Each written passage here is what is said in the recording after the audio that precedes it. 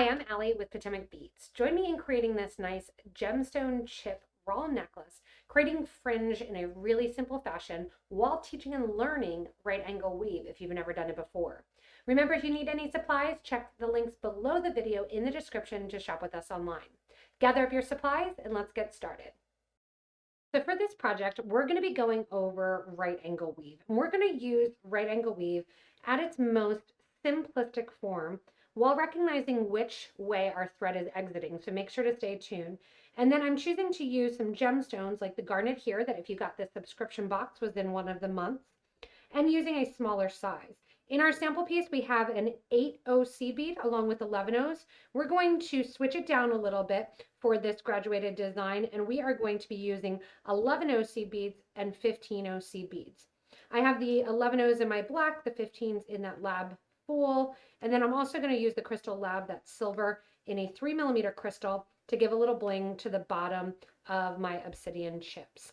Go ahead and get some black size 6 thread, and then I'm using a size 10 needle with that.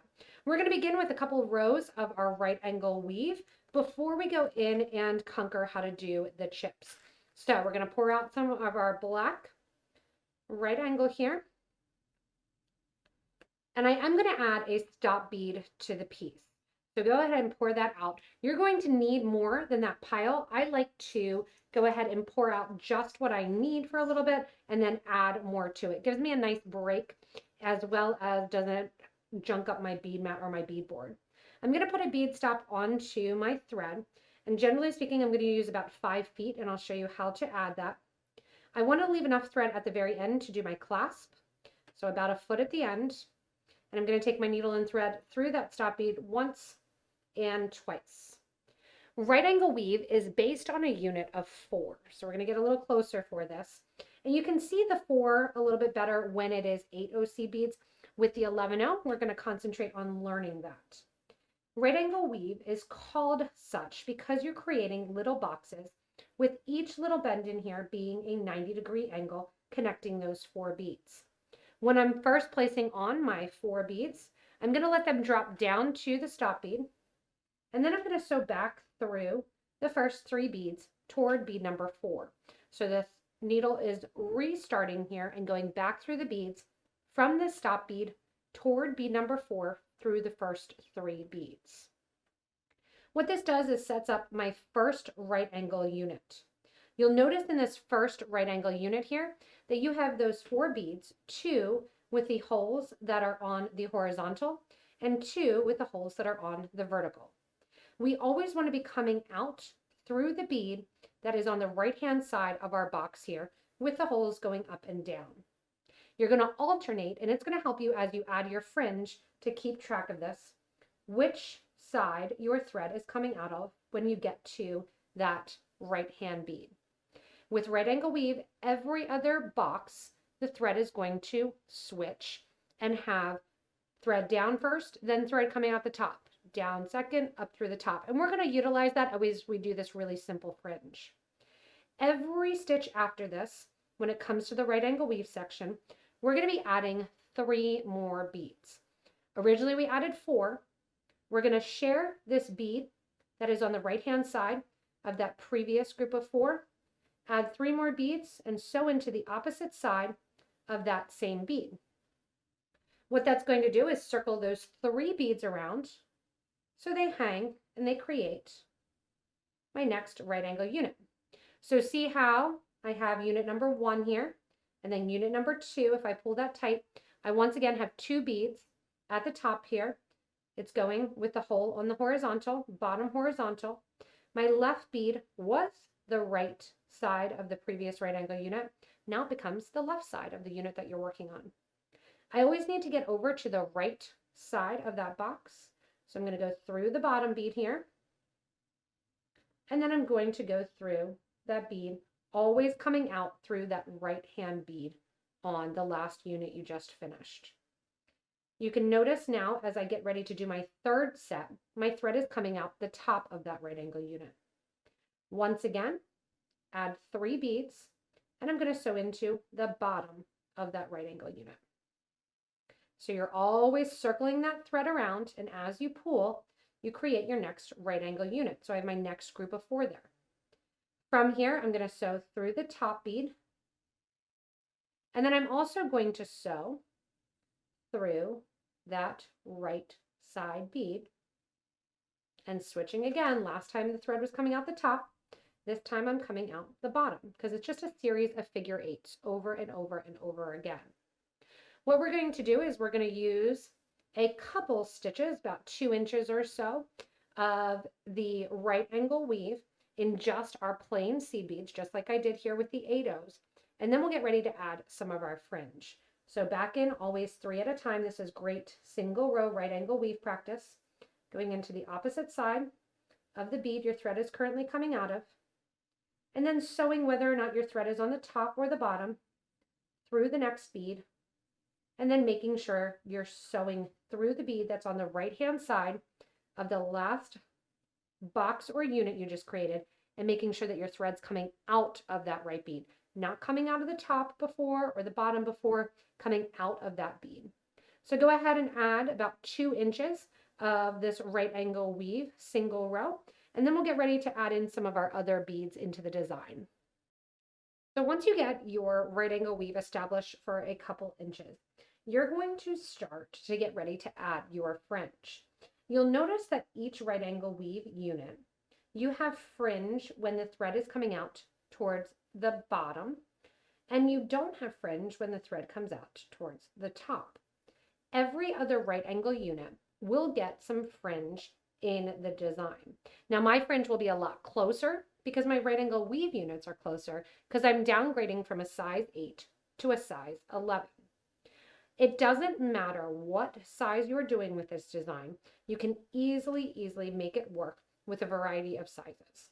Again, the sample piece is 8/0 seed beads and 11/0. I'm using 11/0 and 15/0s. As I'm coming down through my project, I'm adding one more row of right angle weave. And here, when you're in that same center bead that your thread came out of, and you're adding 3 beads that are after it, every time you sew through the bottom bead, prior to sewing through the right hand bead and the thread coming out the top of there, you're going to add some of your fringe. You can increase the amount of seed beads that you add in the fringe. In addition to that, you can increase the chips or the size of the chips. I'm going to add, to start, 3 of my 15/0 seed beads, pick up 1 of my chips, and I'm going to end all my little fringe with 1 of my 3mm round crystals. At the end of my fringe, I'm going to pick up 1 11/0 seed bead, sew back through the crystal chip seed beads, and then you're going to go back through and resume that right angle weave. So your thread that was coming out the bottom bead, you are now going to take that thread after the fringe and go up through the side right bead and get ready to add your next right angle unit. Make sure as you're doing this to give a nice tight pull on the thread so you don't see a lot of extra thread showing. From here, 3 more beads go on. I'm getting ready to do my next right angle unit, sewing back through the one where my thread was coming out of, sewing through the top, sewing through the bottom, and then as I'm coming out here, I'm going to add another right angle weave unit. This next right angle weave unit, as I add it, I'm going to sew through that bottom 11/0, and then prior sewing through the right bead on the last of that right angle unit there, I'm going to add my fringe. So I'm going to do another grouping where it is again 3, 1 of my chips. Chips are always fun to find the hole in. 1 of my crystals, followed by 1 of my 11/0 seed beads. In the sample piece, you can see I used 11s and then came down, did my chips, either 1 or 2 or 3 at a time as I get to the center, and then just followed that with 1 of my 11/0 seed beads. From here, back up through the crystal, chip crystal, and then once again, finishing that right angle weave and coming out with my needle on the right hand bead. Again, 1, 2, 3 beads, add my next right angle unit, And this right angle unit is going to be blank because I know my thread's coming out through the top bead, so I'm not adding anything. If you want to do a bracelet and have fringe coming out both sides, you can certainly do this. I'm going to continue with no seed beads added to that right angle unit, coming out the bottom of the right hand bead. Pick up 3 more of my 11 O's, go through the bead my thread is currently coming out of, so over my 1 bead towards the right, thread coming out there, and I'm going to add my next chip drop on here. So my next chip drop, I'm going to increase just a little bit, making it a drop of 4 seed beads. Picking up my next chip, my next crystal, and a next 11O. Skip over that 11O at the bottom. So back up through your round, your chip, and your seed beads. I like using chips for these because they have a nice organic look. They're all different. As you come out through those 15O seed beads, go back through that bead that's on the right and get that ready now for your next right angle unit. So you're just going to continue the whole length, adding in fringe and increasing in size. In my sample piece, in addition to increasing in length of seed beads, I also started increasing in length or number of chips. So here for a while I did 1, and then I increased to 2, and then I increased as I got to the center to 3, and then decreased back down as we continue on. So go ahead, get a couple inches in, see if you like the fringe and how it's hanging. If you want it to sit further apart, you can either switch to 8O seed beads, or you can keep 3 units open before going in and doing your next drop. I'm getting to the end of my thread, and it's a great time to show you how to add more. You can see the progression that I'm doing: 4 3s, and then 4s, and then 5s, 6s, 7s, 8s, and as I got up to 9, I started adding in 2 chips as I'm progressing along. So I have thread to add. I'm going to take a new piece of thread, and I'm going to take it and tie it around the old piece of thread.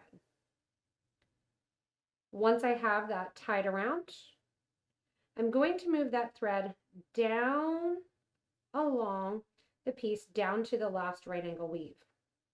I'm going to take the piece of thread then that's at the end with that needle, and I'm going to tie those 2 thread ends together. Do a nice tight knot, and once again just check to make sure that you're down as low on the project as you can be. From here, I'm going to take my thread and needle piece, and I'm going to sew back into the design and get rid of that thread end. If I would have left myself a little bit more thread, it would have been easier. And that thread knot that we created goes back into the design and disappears within the beads. The new thread then, what I'm going to do is take my thread and needle, come down through that right hand bead, and just continue on with a stitch. This one here, after I go back through the right angle weave a couple stitches, I'm going to burn the thread off back down near one of the designs. The thread end that's left on the other side from my new piece of thread, after I'm done my project, I will go in and burn that down completely. So I'm just going to go in, burn that extra thread off a little bit, thread my new piece of thread, thread that needle, and then just continue on with my stitch. Once you get to your halfway point, and that can be 8 inches in if you want it to be 16, mine here is about 9 inches in, so it's going to be an 18-inch necklace, and I'm stopping here to kind of take evaluation of how much fringe I've done, and now I'm going to get ready to start my countdown. So starting my countdown is going to be decreasing at the same rate that I increased as I was doing the first half of the necklace. To decrease and keep track of where I am, I'm going to use a stitch marker basically and put in another needle through so I know what my count is on the seed bead that I'm working. That way I don't have to count how many fringe drops I have left. I just continue to move it back as I'm working along the row. So going in here again, go in and do my next right angle weave. This one's going to be empty. Then I do my next one, and I'm going to decrease again. So go back to my 11 drops with my 3, my crystal, and my bottom. So go ahead and just keep going, and then as you get to your next drop, you move the stitch marker and move it back to the next one so you can count how many you have along the way. Once you get your total length of your piece and you have that nice fringe hanging down in the middle, it's time to do the ends of the necklace. I'm going to keep it really simple and just do this ball and hitch or snap clasp. I'm coming out of my last right angle unit and I'm going to grab a wire guard or a wire protector, go up through that wire guard, down through the wire guard on the other side. While your thread is still there, you want to go ahead and grab your clasp. And this necklace does not have a front or a back, so either side works. You're going to slide that onto the wire protector and sew into the opposite side of the seed bead your thread was coming out of.